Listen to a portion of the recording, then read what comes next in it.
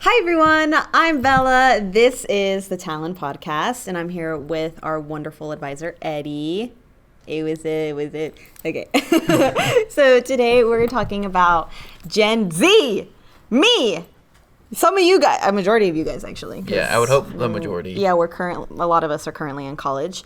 But good thing, we have a millennial here with us today. So we're just kind of going to be talking about like the dynamics of the Gen Z culture, kind of how we grew up, how it's a little chaotic, how it's a little fast-paced, living the life of a Gen Z currently trying to be an adult, or like expected to be like a 40-year-old adult at sometimes. So so I don't know. What are we talking about? All right. Yeah. So for me, I'm a millennial. I was born in 93. Ooh, 93. So 93. And then what year were you born? I was born in 03. So we're 10 years apart. So, and then she also has sisters. I also have sisters who are my age. Mm-hmm. So we've talked about this kind of back and forth on our own time about the differences, but also like some of the commonalities, because she grew up with siblings, and because I know a lot of Gen Z has kind of latched on to some of 90s culture. That's just the natural way of things.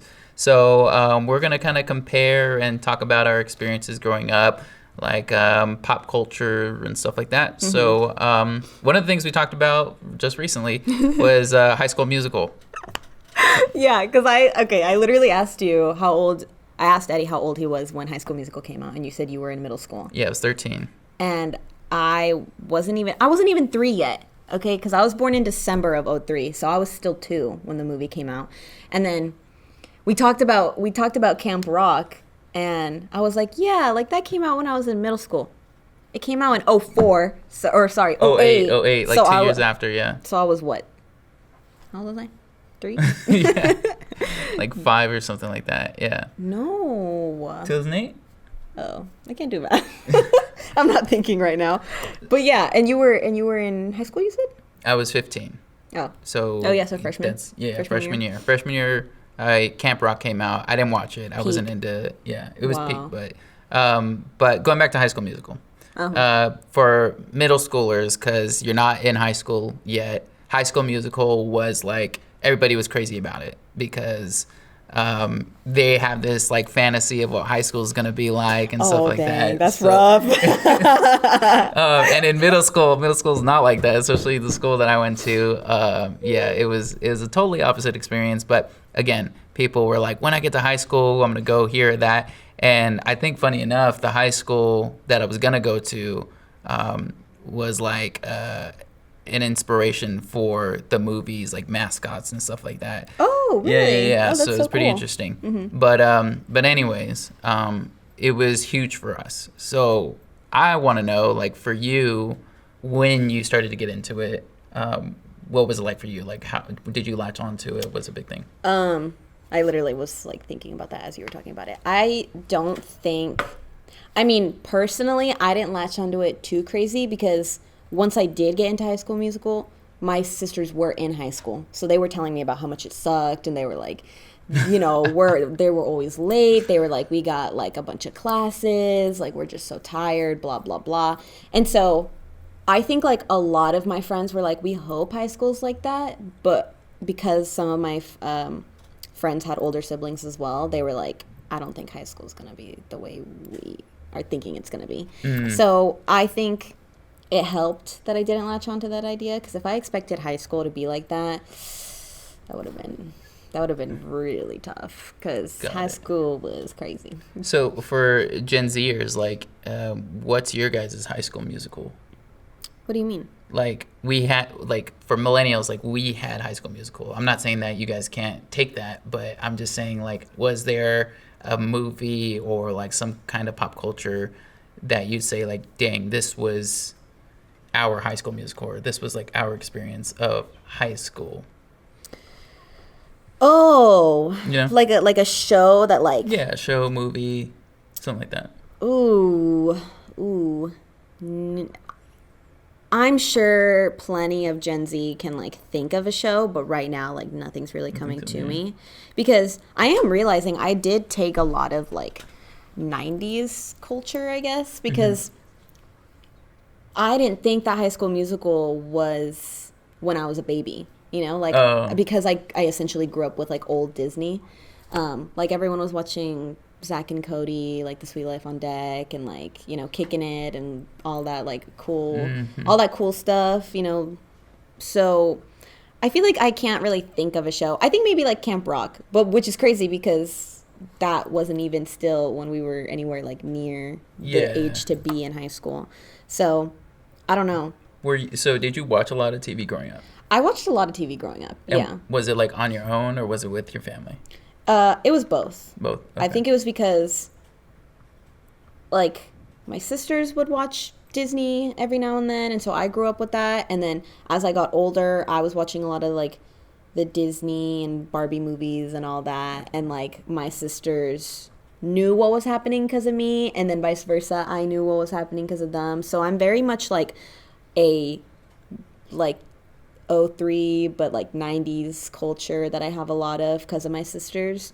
But yeah, I don't know, I can't really think of something because it just doesn't. Right. Yeah. And then there's a plethora of like media and culture, and that was another thing we were talking about too, was like for me growing up, I was renting movies and videos from Blockbuster, and I'm sure like Gen Z was doing that too at some point. I got to do that. But for the most part, like I remember like ordering DVDs from Netflix when it was still like a mail-in system. And then like there was GameFly, which was like after Blockbuster and Hollywood Video, where you would order discs, like game discs, and then they would come in the mail like 2 days later. You trade them back in whenever you want. Dude. So Netflix and GameFly like were a big deal for me. But I got a lot of Redbox with my dad. Redbox, yeah. Redbox was like the new, and Redbox is pretty cool. Yeah, so. It was. What the heck? So, like, would you say you were more of a streamer? A streamer? Like, did you? Yeah. Because I felt like, when did Netflix like start becoming? I would say like after I got out of high school, so maybe like 2013, 14, something like that. Yeah, and so I was in middle school. Oh, okay. Around that time. So, yeah, so like, I just remember streaming a lot of stuff. Streaming a lot? Yeah. Okay. That was like peak. Got it. Like my dad heard about Netflix because he listens to the news a lot, so he heard about it and he was like, oh, like, yeah, they're doing like streaming, like you can have Netflix and like you pay for some monthly subscription and then you can have like a whole bunch of TV shows and stuff that we've watched. We don't have to rent anything anymore. And I was like, that's insane. Yeah. Like because I like I said, I did experience renting movies at like Blockbuster and stuff and all that. So it was definitely weird, but because we talked about too about how like Gen Z just kind of got like so pushed into everything that it felt so fast paced. I didn't really feel like I got to like experience things. It was more of just like whoa, this is happening. Okay, the next thing and the next thing and the next thing, and then it's kind of, now I'm 21 and I'm like, wow, so much has happened. For sure, yeah.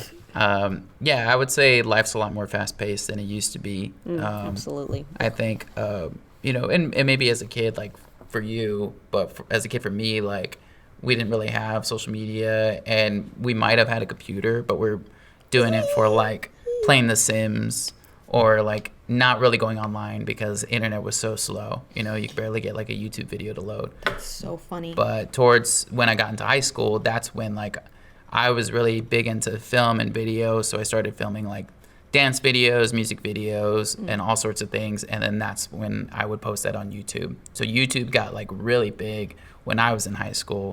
Before that, like social media, internet was not relevant to really anybody. Yeah, dude. And that was peak YouTube. In middle school, I was like, whoa, like who are all these big names? These people that are influencers, like these people that are considered to be celebrities, even though they're on YouTube, like what's going on? And that was a majority of Gen Z for sure. Like we grew up with a bunch of YouTubers. Yeah. Like I remember parodies were so big. Yeah. Like that was a huge thing for Gen Z. And like I remember listening to like Alex Wasabi, who was like one of the guys who was really big with doing parodies, and then there was like all the Minecraft YouTubers, and then all the like silly YouTubers that just, I don't know, would do like a bunch of challenges. And like I feel like, who's the generation under Gen X? Yeah, Gen X. Yeah. I feel like with them, they think like Mr. Beast is like someone crazy, and we're like, y'all, like that's been a thing for the past like 10, almost 20 years. Which is crazy to think about. What? Yeah. Oh my gosh, guys. I'm feeling aged. You're feeling aged. So time has passed. And wow. let's take it a little bit further. Because thank you, cameraman. For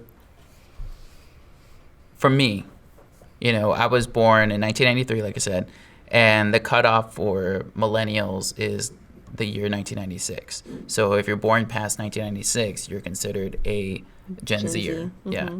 Yeah. So since I was at the end of that, I have a lot of Gen Z experiences growing up, and I kind of relate more to Gen Z than I do millennials. A lot of my friends like have kids now, or they had kids like right out of high school. They're also very much like a back in my day kind of thing, and like that makes me cringe. And they also just don't keep up with like pop culture and references. Like, so I'm big on that. So when it comes to the year 2000, the Y2K, that really changed a lot of things and like brought a lot of different cultures because of the internet and because of like outside influences. So I want to focus on two different like types of Y2K culture. We got Y2K, and then we got what's called fruit of your arrow. So I think Gen Zers are very much more of a fruit of your arrow kind of style. So let me explain. Y2K was the epitome of what life was going to be after 2000. So it was kind of like purple, it was dark, it was like a lot of technology, but it felt more like, I guess, the Matrix, right? So it's like the dark side of the internet. Fruit of your arrow was like Nintendo Wii. It was like the soft soap logos with the clownfish and like all of the bubbles and stuff like that. It was Windows XP, so very fresh. So like it was like a brighter future. Yeah, absolutely. So I feel like when I see a lot of Gen Zers, like they are very much fruit of your arrow. They love like the brightness, like the colorful, playful kind of styles, right? Yeah. I totally agree. Did you grow up like with more like a Nintendo like kind of vibe? Like what would you say like your 2000s experience has been so far? But besides 2020, let's not get to 2020. Yeah, that one's a dark time. I would say definitely bright for sure. I mean, like you can even see it in just like the way people carry themselves. Like Gen Z is very much like bold and very like, we're gonna take our future, and like, but it's weird because like we acknowledge the fact that life was very much like Y2K at some point. Like kind of dark at times. Yeah, like we knew the difference, but I think we definitely held on to the bright stuff for sure. Like I think that's where most of our nostalgia is anyways. Like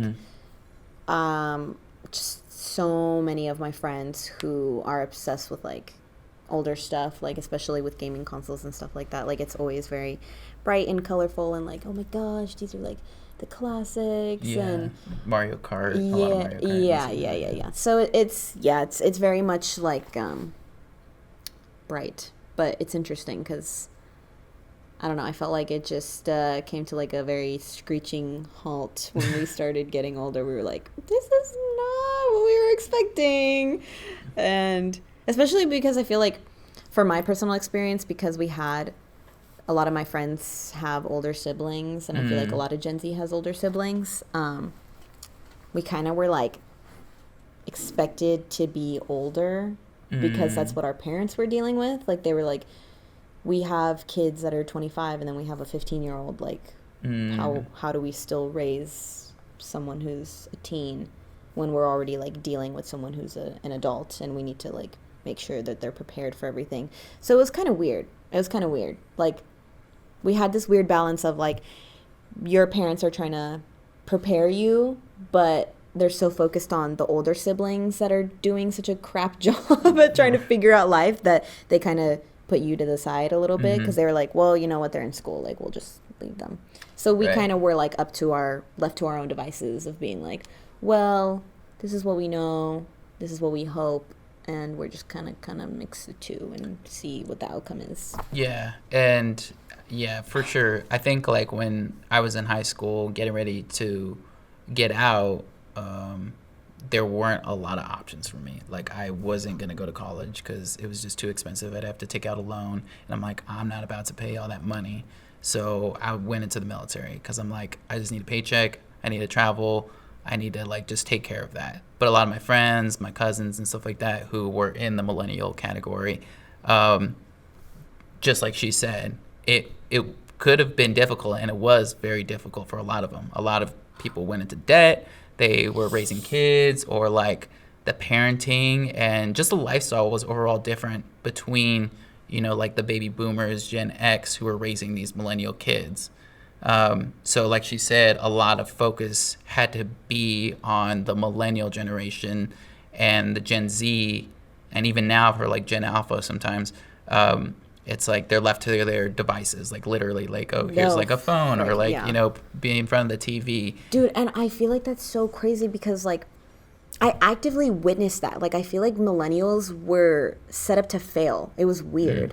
Like, the way, I don't know, the way life seemed, it seemed very, like how I was saying, like, it seemed very bright, but, like, under the surface, we were well aware of the fact that our older siblings don't have it together. They're 25 and they were expected to be married and have a home and have kids. More and we were like, yeah. And we were like, I don't know, like, talking to our parents, we're like, I don't know if you're looking at the economy, but it's not going that way at all. Yeah. I'm like, own a home, especially because my dad is in real estate. Like, he was like, own a home? No, like, we can barely even own a home, and we're the parents. And I was like, I don't understand how you guys got through that, because I feel like it was just, I feel like the millennial generation was ignored for a lot of the problems that you guys were dealing with. Like, a lot of the issues were trying to be handled by, you know, like, the boomers, and they were like, you know, maybe we can, like, figure this out. But then they were like, you know what? Let's just let millennials do it. And then millennials were like, we're crashing, we're burning, like, we're going into debt, we're having kids, we don't even know how to be prepared to, like, live this kind of life. And then when it got to Gen Z, we were like, why do you expect me to have 50 plus years of experience and I'm only 18, you know? And so I feel like now with Gen X, it's just horrendous. Like, no one knows how to raise these kids. Like, I feel like, because no one taught their kids how to be a parent, you know? And I understand that that's not really something you actively, like, always prepare your kid for. You know, you're trying to get them to the next stage in life. But I'm like, well, once they're a parent, you know, like, that's it, you know? Like, they're already transitioned into the other side of where you've been for the past 20 years as a parent. So it's like, now you got to be able to tell your kid, like, hey, man, I know we got to work through our trauma, but, like, you're going to, you know, I got to give you some tips on, like, how to, you know, raise your kid in a way where, don't just stick them in front of a TV, guys. That is actually scientifically a fact of how that's just so detrimental to their health. And,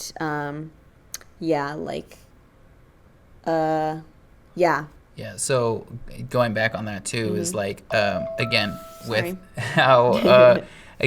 how parenting was before the 2000s. It was a lot more predictable because we weren't moving as fast. Where parents, you know, they knew, okay, and it was a lot more traditional. So, like, they're like, okay, it's expected to get a good job, buy a house, have kids, and not really work on a degree or anything. Like, you should be able to get a job right out of high school. And afford things. But that clearly didn't happen with millennials. So it's like millennials had all these issues, and then, you know, with 9/11 for Americans, and just all of this, like, depression and anxiety kicking in because it's, okay, what's expected of all this? We couldn't address that because previous generations were never taught to address that kind of stuff, and they were just told just to deal with it. Don't get me wrong, like there were world wars, there was like all sorts of stuff that caused trauma, but it was really, a different lifestyle. It really is just like a mountain of like, we didn't address this, so now the next generation is forced to address it, and it's like... And we can't keep up. Right. Yeah, and so like now we have all these new generations coming in that are like babies, you know, elementary school kids. Gen Alpha, middle school, high school, and like some of my friends that, you know, have younger siblings that were still in high school or about to graduate, like, I'm like, do your brothers and sisters even know, like, what they're expecting from the real world? And they're like, no, dude, and I can't even help them. Yeah. And I'm like, it's rough. So, but we're in college, we're getting a degree. So with all of that, you know, just to kind of wrap this up and collect our thoughts and maybe continue this conversation in the future, what can we do to better prepare for the future as people? I unfortunately don't have a lot of hope. I don't have a lot of hope. As a group of people, we suck at getting together. My only hope is in Christ Jesus, y'all. But like the way the government's looking, the way the economy is looking, there's not much we can do to prepare. Like the only thing we could do is if we called for like a mass, just like we got to get it together as a whole, and that's not happening. So I don't think there's much we can do. And it's really unfortunate, but it's a harsh reality because it's like the best you can do as a parent is please sit down with your kid and let them know, like, this is what happens when you start to mature. This is what happens. I mean, they're all going to have their own individual experiences, yes, but like I wish my parents would have sat down with me way more to at least explain stuff and like give me a reality check, you know? Because I didn't have reality checks unless it was from my sisters, and my sisters were harsh because they were scared that I was going to end up like just an idiot who wasn't going to go to college and have no job. And thankfully they raised me well. I'm in college. I have basically 2 jobs, and so I'm working on a degree that I'm actually passionate about and will hope to use. So got it. So yeah. I don't agree. I do kind of agree on the we're doomed kind of part, but you know, it is kind of a cooked scenario, but yeah. But I also think that communication really helps. I think that the more time passes and the more like online we get, the less we communicate in person and kind of be like vulnerable. Yeah. Stop being on social media, guys. Start to talk to people and have actual interactions, because you can say anything behind a screen, but dealing with real consequences of me saying something to your face is way different, and like you actually realize the impact you have on people. So please be responsible. Get your kids, take their iPads away, take their phones away. I don't think your kid needs a phone until they're in high school. Yeah. You guys are ridiculous. And be humble. Like, you know, there's going to be... Sit down. Be humble, please. There's going to be mistakes to be made, you know, like whether it's communication or whether it's in life. And I think that, you know, it's important to not panic and then just train yourself. Like, get those experiences out there, because if you don't, then that's when tension rises, emotions rise, and then irrational behaviors happen. I mean, teaching your kid to be emotionally rational is intense. But, man, if I had conversations with my parents being honest with me, being like, I'm upset, I don't know how to handle this situation, I would have been like, damn, okay, real, let's do this together, versus me versus my parents. So talk to your kids. Don't operate out of trauma, y'all. If you need to heal, you need to work on that, and let's be honest. So, for sure. We hope you guys enjoyed this episode. It was a kind of a tough finish, but it's just reality, and it's good to come back out of the clouds. So and maybe we'll continue the conversation on Gen Z versus Millennial in the future. More pop culture. More pop culture. We gotta talk about that. All right. Bye. Alrighty. Vroom, vroom.